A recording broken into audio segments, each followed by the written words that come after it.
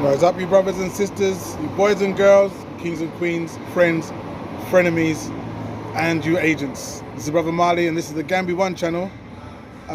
This is the Gambia, looking very dark and gloomy in the clouds at the moment. We're outside Jaden's, obviously. Some news came down the pipeline the other day regarding a statement made by the head of the Gambia Tourism Board saying that they don't need randy grannies coming over here taking up all their young virile men. They wanted a higher caliber of client coming to the country. And of course, you know, I've got something to say about it. So let's talk about these horny housewives, shall we? Good.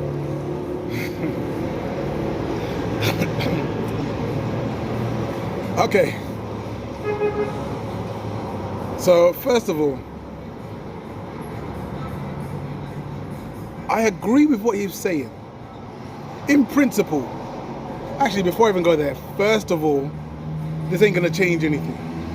As far as people coming over here, if you are one of the blue rinse brigade with blue balls, you can still come over here. You can still get yourself a young man from the beach, or working in one of the hotels, or waitering in one of the restaurants. You can still do that as you were before. No one's going to bat an eyelid, no one's going to look funny at you, no one's going to complain about it. That's the first thing. So, this isn't going to change anything. From what I've seen anyway, the political game here is nowhere near as sophisticated as over in the West.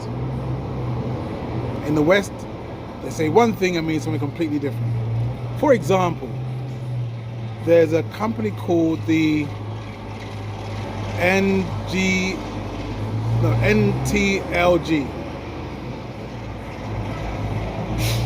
National Travel and Leisure Group. NTLG, they are a Scandinavian company.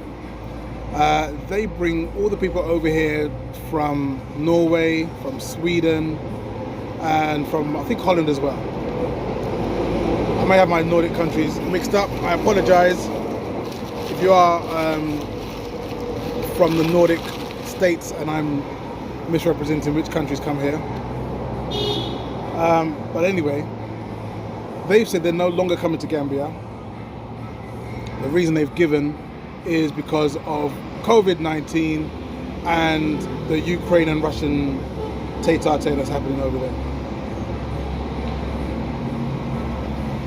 Now, a lot of people have speculated that actually it has more to do with this €20 fee that happens at the airport here. So you have your airport tax as usual, that's paid as normal as part of your ticket. And then you have now a brand new cash payment that needs to be paid at the airport into this innocuous box. No one knows what it's for because the airport, they started their regeneration before this was put in place. Funding for that had been put in place beforehand. So what is this new fee for? No one's really given a clear answer. But speculation is that in retaliation for that, these Nordic countries have boycotted Gambia. Now, speaking to the tourism board, they've said that no, it's got nothing to do with that. It's to do with the trouble in Ukraine and Russia and the coronavirus.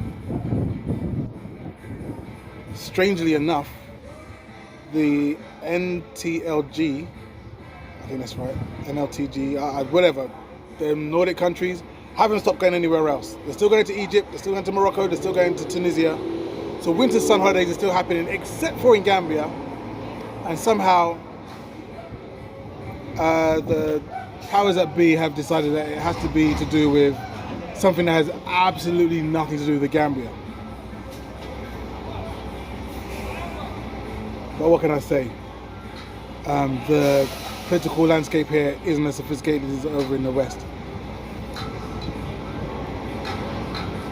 So, back to my earlier comment that I agree with him. There's a caveat to that. You see, you can't just say we want to stop certain people coming to the country to spend their euros here without dealing with the way in which this country gets its income. According to figures provided by the Gambian government, 70% of their GDP is made up of remittances. So that's people who are either from the Gambia or not, who are sending money via WorldPay, via APS, and via these other money transfer businesses. A whopping 70% of their income comes via that way. And the other 30% comes via the tourism trade.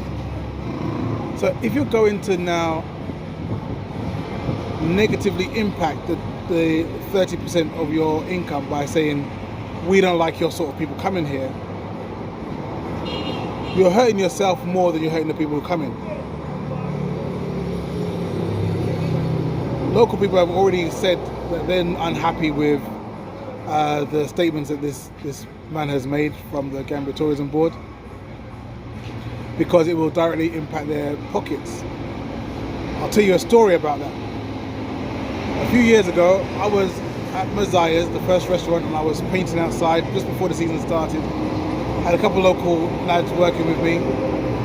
They were having an argument in their own language. And I said, what's the beef? What are you not complaining about or arguing about? And they said, well, this brother here says he's going to get 5 white women this season. I said I can get 7. And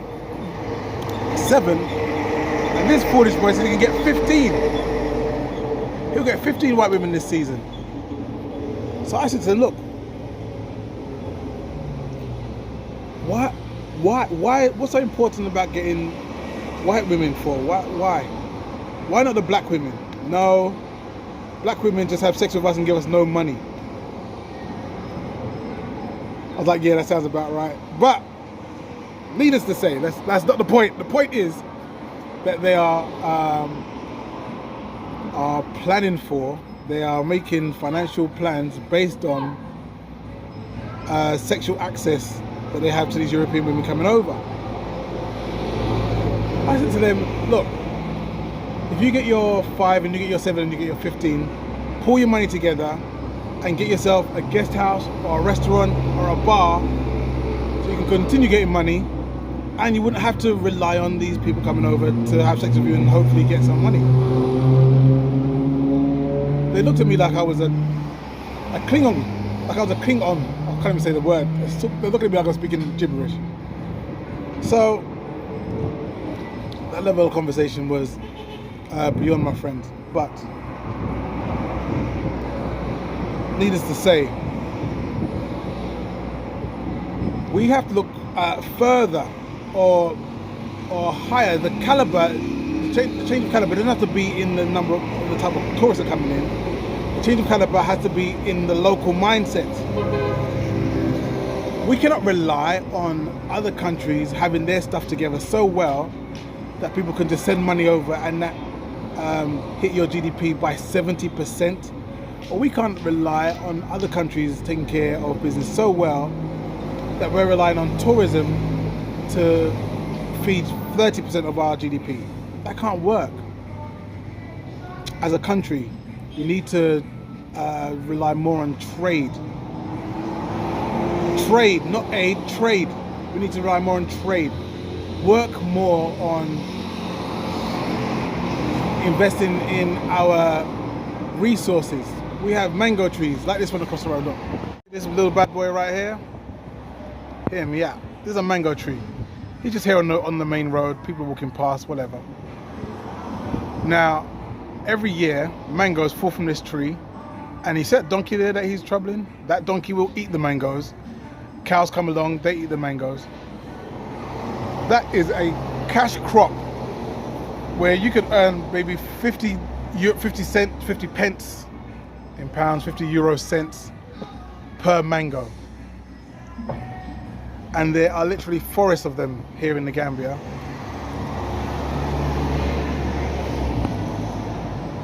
Be taking advantage of these crops that are growing here. Not only mangoes, cashews as well. Not only cashews and mangoes. There's also, we've got loads of cassava, groundnut they call it, we call them peanuts. Things that could be traded at a much higher price to export than to have kept here locally and to be eaten by the donkeys and cows. We have human resource. We have loads of people here without work who are relying on people coming here on their holiday and hopefully feeling a bit horny, and so they can get some money out of them, hopefully. Yo, we are spending so much money in, I'm not saying we, they are spending so much money on setting up call centers in India. Why? Gambia's right here. We're like 3 hours away from the UK, and instead of us, I'm saying us again, instead of them spending money on getting resource 3 hours away, they're spending money on getting resource 15 hours away. Doesn't make sense. We should be exporting our human resource as well. So yeah, higher caliber, sure, but let's get the higher caliber here first, here, in our heads, here in the Gambia. If we do that, then the whole kind of sexual tourism thing that I spoke about, a lot of people complained about, said that, oh, Marley, you hating on the Gambians, Marley, you always talking bad about the Gambians, Marley, you don't really like Gambians, Marley, you blah, blah, blah, blah. Now your owner people are saying it too. So please, don't point the finger at me. Look at yourself in the mirror, look at your friends and family, look at your people, and let's all raise up our game. Just slightly, raise up our game slightly, and let us improve our own caliber, our own mindset here, in order to improve the country, in order to improve people's viewpoints of us. There are countries like Thailand and so on and so forth, where the sex tourism industry has now become normal. No one is batting any eyelids. There are loads of men and women going over there to get their rocks off. Let's not have that happen here. It happens in Jamaica. Everyone goes over there, gets a rent-a-dread. Let's not have that happen here. Well, let's not have that happen here anymore. All right. This message comes to you with love and humility from your brother Marley in the Gambia, outside Jaden's. As I said, much better to you, your family. Take care of yourself. Deuces.